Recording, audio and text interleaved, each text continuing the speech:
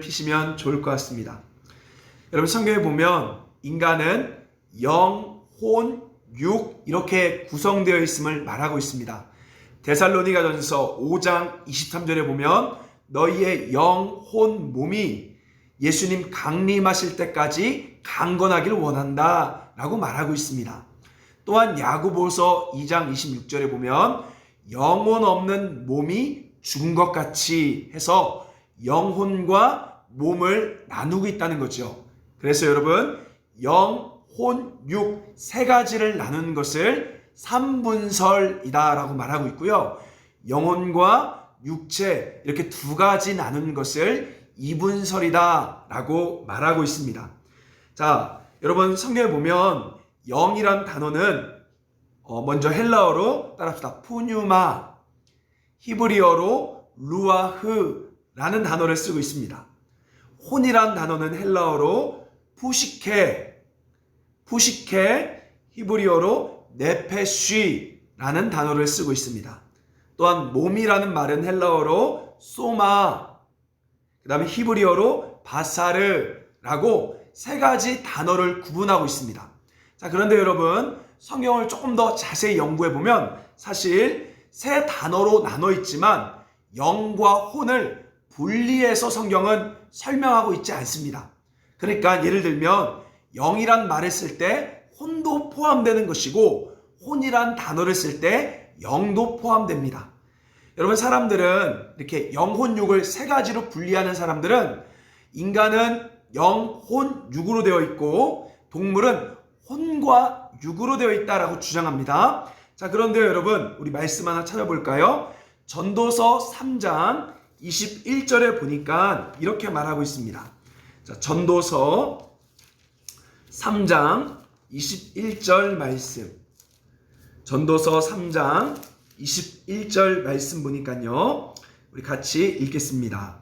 시작. 인생의 혼은 위로 올라가고 짐승의 혼은 아래 곧 땅으로 내려가는 줄 누가 알랴.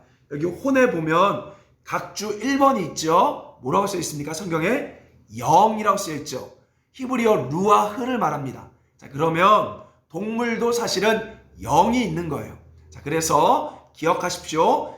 영, 혼, 육 세 가지 단어가 있지만 실제 구성은 영혼과 육체로 되어 있다. 자, 특별히 하나님의 관점에서 볼 때는 영이라고 표현하고요. 우리 인간의 관점에서 볼 때는 혼이라는 단어를 성경은 쓰고 있습니다. 그러면 여러분, 우리가 영을 어떻게 알 수 있을까요? 바로 우리는 혼을 통해 알 수 있습니다. 자, 혼에는 뭐가 있죠? 따라합시다. 생각, 감정, 의지가 있습니다. 바로 영이란 본래 숨결이란 뜻을 가지고 있는데 바로 숨결 속에 공존하고 있는 인격, 숨결 속에 공존하고 있는 생각과 감정과 의지를 영이다, 영혼이다 라고 우리는 말할 수 있습니다. 자, 그래서 우리가 영을 알기 위해서는 바로 생각, 감정, 의지를 통해 알 수 있는 거죠. 자, 특별히 여러분, 영은요 반드시 외적으로 표현됩니다. 자, 영은요 반드시 나타내게 돼 있어요.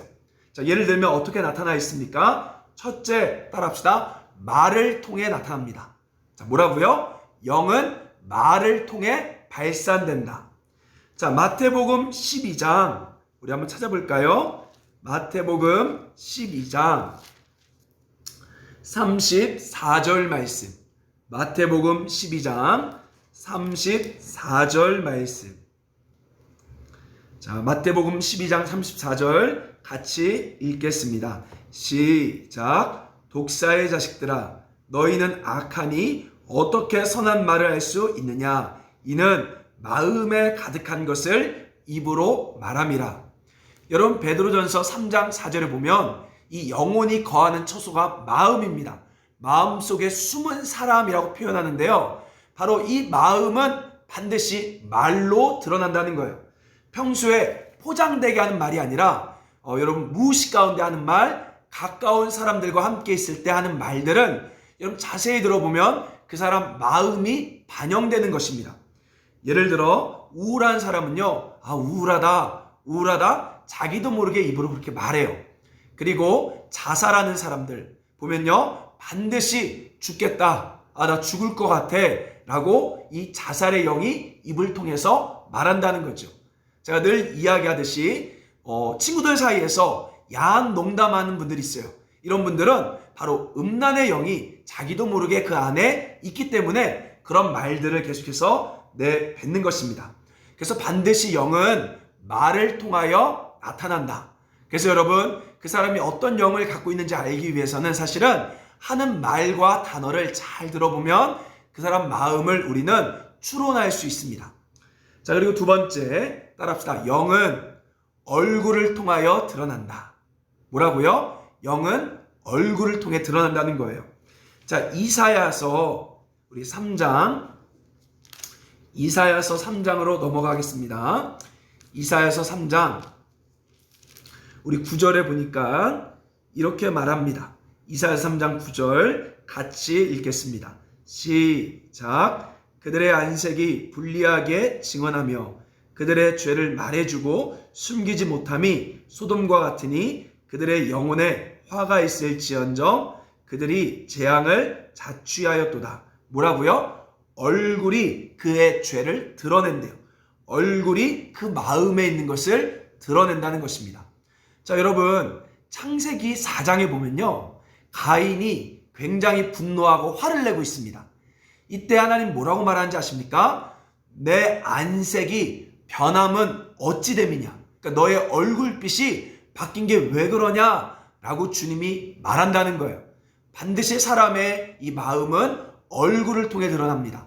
특별히 여러분, 눈을 통해 드러나요. 인간의 눈은 마음의 창문과 같습니다. 그래서 우울한 사람, 어두운 사람, 불안한 사람 보면요, 자기도 모르게 그 인상 가운데 마음이 얼굴 가운데 나타난다는 것이죠. 그래서 우리는 그 사람의 눈빛과 얼굴을 보면 그 사람의 마음의 상태를 우리는 알 수 있습니다. 자, 그리고 세 번째로 영은요, 손과 발을 통해 드러납니다. 자, 이것은 무엇이냐? 바로 예술 작품을 통해 영은 표현되는 거예요. 그래서 여러분, 혹시 그 미술 심리를 아십니까? 아이들의 심리 상태를 파악하기 위해서 그림을 그리라 그러죠. 바로 그것이 무엇입니까? 바로 자신의 마음이 그림을 통해 표현되는 거예요. 또한 음악과 노래도 마찬가지입니다. 여러분, 노래도 영적인 거예요. 그래서 그 사람 마음에 있는 생각들이 가요로 발산되는 거죠. 또한 글 같은 거, 소설과 시 같은 것도요, 사람의 마음이 글로써 드러나는 것입니다.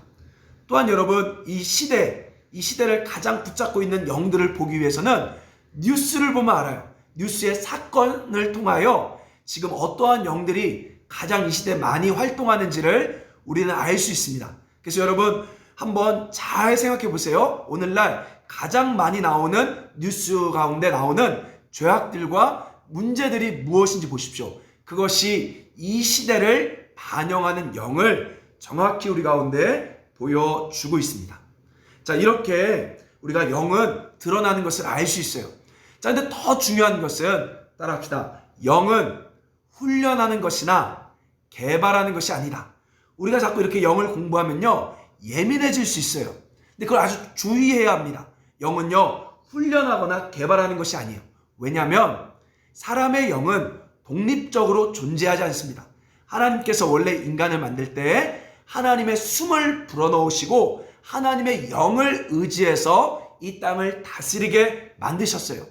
그래서 예수님 뭐라고 말합니까? 예수님은 살려주는 영이 되었다. 성령을 살려주는 영이라 그래요. 우리 스스로가 영을 깨어날 수가 없습니다. 바로 성령이 우리를 살려주셔야만 우리의 영이 살아나는 거예요. 우리의 영은 절대 독립적으로 혼자 있지 않습니다. 근데 여러분, 놀라운 사실 아십니까?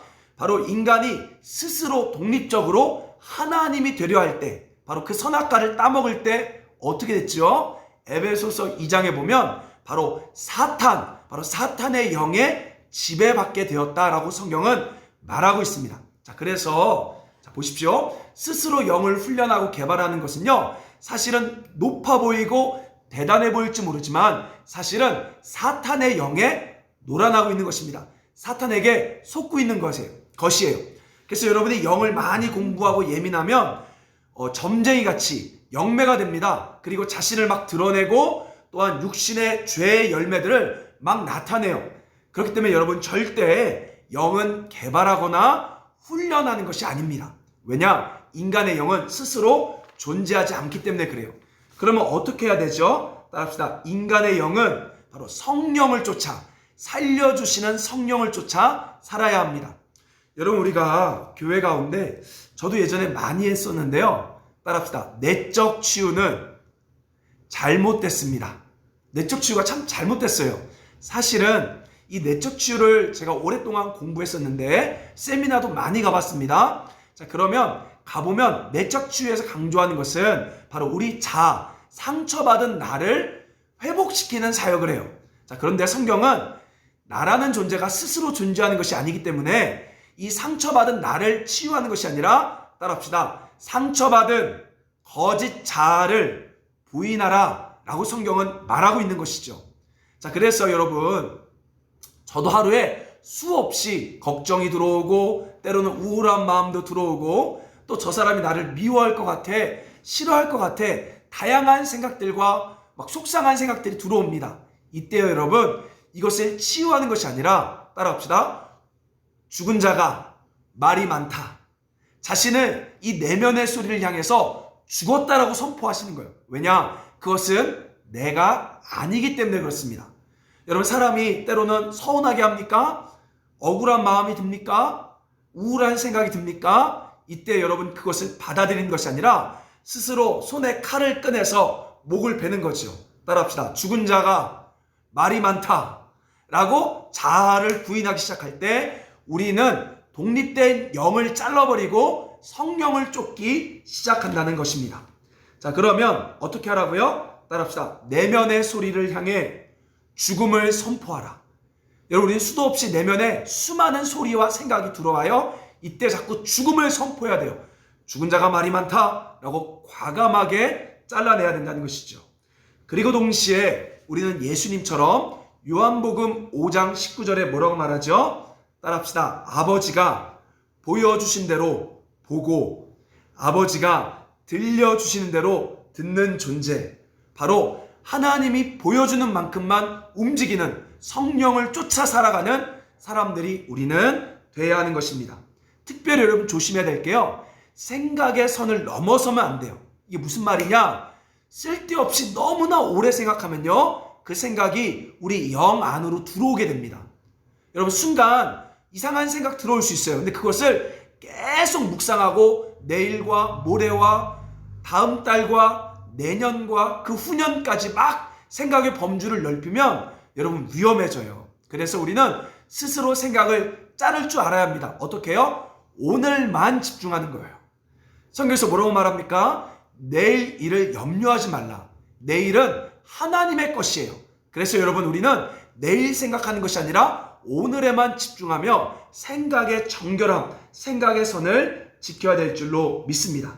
자, 그리고 동시에 우리는 어떻게 해야 돼요? 따라합시다. 양심을 따라. 이게 중요해요. 양심을 따라 오늘 하루를 성실하게 보내는 거예요.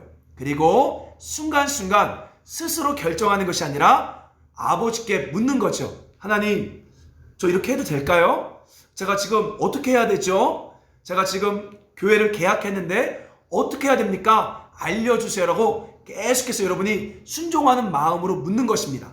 자, 그런데요, 물어보면 하나님이 대답 안 할 때도 많아요. 그럴 때는 여러분, 양심에 따라 양심에 꺼리끼는 것이 없으면 여러분 마음에 원하시는 대로 결정하면 돼요. 우리가 해야 될 것은 항상 주님께 묻는 태도, 순종하려는 마음으로 묻는 태도가 굉장히 중요한 것입니다. 자, 사도행전 5장을 봅시다. 전에도 한번 읽어봤는데 사도행전 5장 32절 말씀. 사도행전 5장 32절 말씀 같이 읽겠습니다. 시작. 우리는 이 일의 증인이요 하나님이 자기에게 순종하는 사람들에게 주신 성령도 그러하니라 하더라. 자, 하나님의 성령은 자꾸 순종하려 할 때 부어지는 것이며 여러분이 자꾸 순종하는 태도로 물어볼 때 하나님이 말씀하세요. 하나님이 여러분의 삶을 인도합니다. 그래서 우리의 영이 성령께 꽉 붙잡혀 있어야만 바로 하나님의 성품, 하나님의 마음, 하나님의 능력이 우리의 삶을 지배하게 되는 것입니다. 자, 그러면 우리가 해야 될 건 무엇입니까? 따라합시다. 예수 그리스도의 복음을 선포하라. 자, 여러분, 예수님은요, 이 악한 영에서 우리를 자유케 하러 오셨습니다. 여러분, 사람들마다 어떤 사람은 원하지 않는데 너무나 걱정에 붙잡힌 사람이 있어요. 원하지 않는데 술과 도박 등 중독에 붙잡힌 사람들이 있습니다. 원하지 않는데 의처증, 의부증 걸린 사람들이 있어요. 각자 사람들마다 이 마음에 원하지 않는 묶임들이 있습니다. 자, 그런데 예수님 어떻다라고요? 그 묶임에서 우리를 자유케 하기 위하여 예수님이 오셨다는 거예요. 그래서 우리는 사람들을 향해서 그 자유케 하는 복음을 선포하는 거죠. 예수님이 이 묶임에서 우리를 자유케 하셨습니다. 당신이 정직하게 회개하고 돌아서고 예수님을 초청하면, 예수님이 우리 마음에 들어오도록 성령을 구하면 우리를 자유케 하십니다 라고 우리는 선포하는 거예요. 그리고 나서 실제적으로 내가 이 시간 예수 그리스도의 이름으로 명하노니 너를 붙잡고 있는 우울의 영, 슬픔의 영, 중독의 영은 예수의 이름으로 끊어졌음을 선포하노라 라고 우리가 진리를 선포할 때 이 진리를 통하여 하나님의 성령이 역사하사 하나님께서 그들을 묶임에서 자유케 할 줄 믿습니다. 자, 그래서 여러분 기억하십시오. 다시 한번 이